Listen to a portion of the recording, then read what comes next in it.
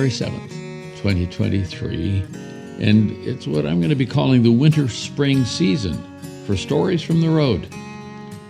Last week, I called what I talked about a turning of the page in this chapter of 2023 in your story, and today it's going to be part 2, turning of the page.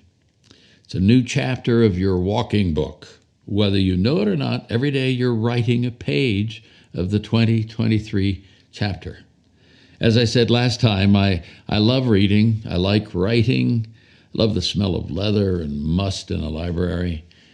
I believe that, here's the heresy part, I believe that number 2 Ticonderoga pencils are on their way back. So there you have it.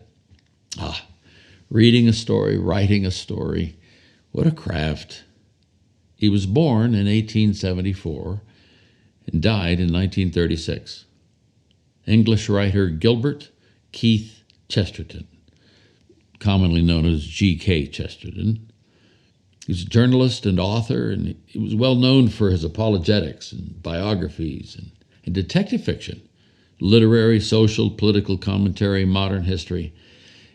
Dale Ahlquist has this to say about him. Now, Dale Ahlquist is senior fellow of the Chesterton Library at London, but also the president of the Chesterton Society. There's actually a society about this guy in the United States. His words, G.K. Chesterton was the best writer of the 20th century. Fourth here, that's a mouthful. He said something about everything, and he said it better than anybody else. But he was no mere wordsmith. He was very good at expressing himself, but more importantly, he had something very good to express. The reason he was the greatest writer of the 20th century was because he was also the greatest thinker of the 20th century. He was one of the most prolific writers of all time. He wrote 100 books, contributions to 200 more.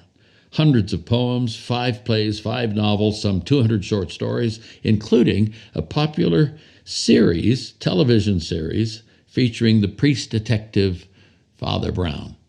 You may have now recognized G.K. Chesterton by that series.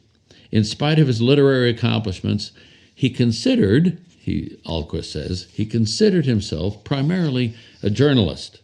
He wrote over 4,000 newspaper essays, including 30 years' worth of weekly columns for the Illustrated London News, 13 years of weekly columns for the Daily News. He also edited his own newspaper, GK's Weekly. And he talks about essays. Ahlquist goes on to talk about essays, saying these are not easy to do. To write a good essay really takes work. And he wrote one every day for 11 years. And all of them are as funny as they are serious and as readable and rewarding a century after you've written them. That's quite a prolific person, but it's also an awesome, and I don't use that word very often, an awesome compliment by Ahlquist. This is what G.K. Chesterton said about a new year. The object of a new year is not that we should have a new year. It is that we should have a new soul, and a new nose, new feet, a new backbone, new ears, and new eyes. Unless a man starts afresh about things, Chesterton says, he will certainly do nothing effective. When I think about new, or an unlikely new moment, there is a story for me that comes to mind. It's the story that some of you would recognize as being from the Gospel of Luke, the 10th chapter, and it's a story that has been dubbed the Good Samaritan, which is a very interesting title because for the Jewish culture of the day, that would be an oxymoron. I love that word oxymoron. It means two things that don't go together.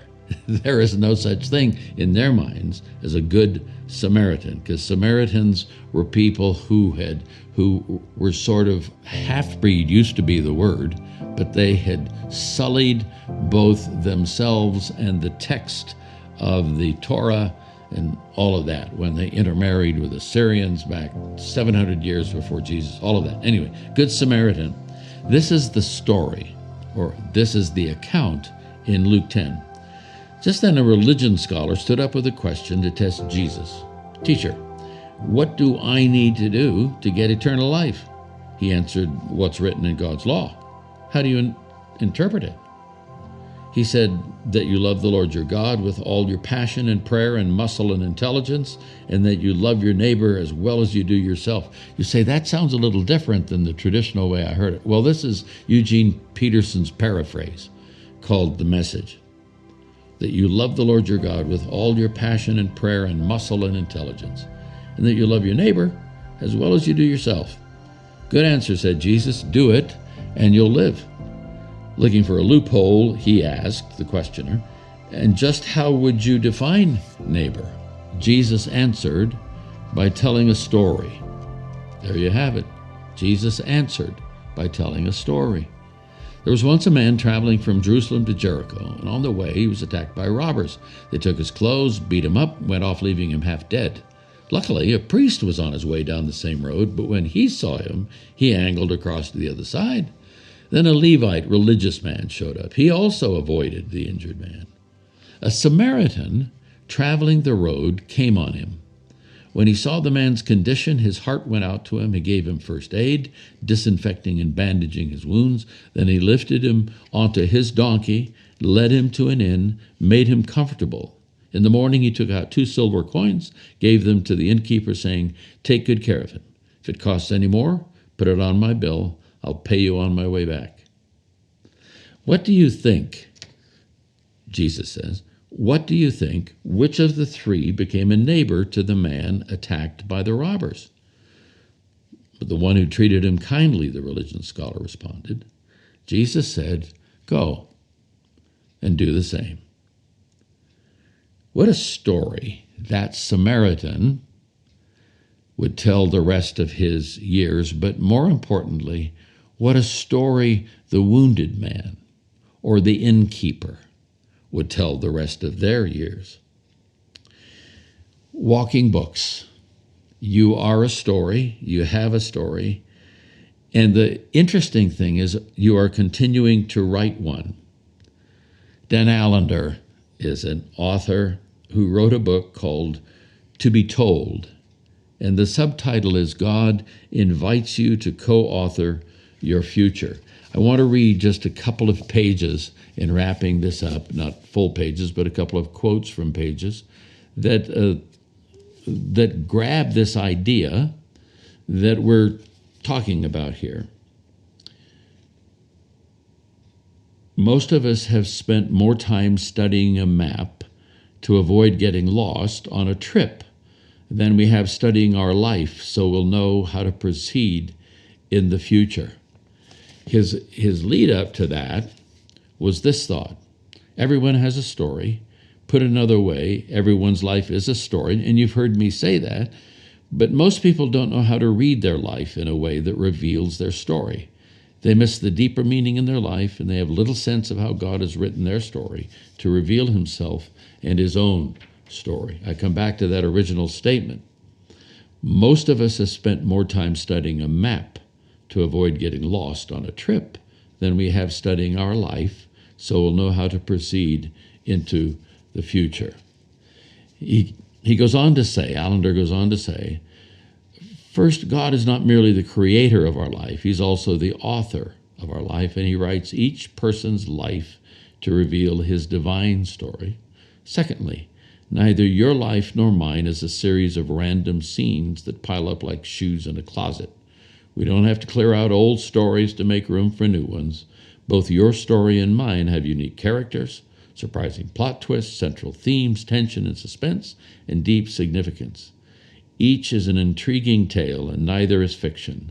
Our story is truer than any other reality we know. That line, my friends, is a powerful line. Our story is truer than any other reality we know. One more thought from Dan Allender. With the third core issue, things start getting exciting. When I study and understand my life story, I can then join God as a co-author. This is right at the end in the postscript. Your story may seldom make sense to a linear mind, but still it shimmers with the distinct emblem of a creator. Story is where we find ourselves, and every so often, God. It is where God hints at himself and invites us to see what can't be clearly seen, that he exists and intends to reward those who earnestly seek him.